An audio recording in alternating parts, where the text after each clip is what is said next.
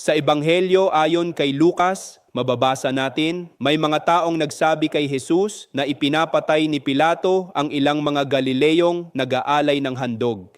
Sinagot niya, akala ba ninyo mas masama sila kaysa sa ibang taga-Galilea dahil sa nangyari sa kanila? Hindi. Ngunit kung hindi kayo magbabago, malilipol din kayong lahat. Binanggit din niya ang 18 na namatay nang gumuho ang Toreng Siloam at muling sinabi, kung hindi kayo magbabago, malilipol din kayo. Sa harap ng karahasang politikal, hindi na nahimik si Jesus. Tinawag niya itong mali, hindi niya ito ibinintang sa biktima at hinarap niya ang ugat ng problema, ang sistemang pumipinsala sa buhay ng tao.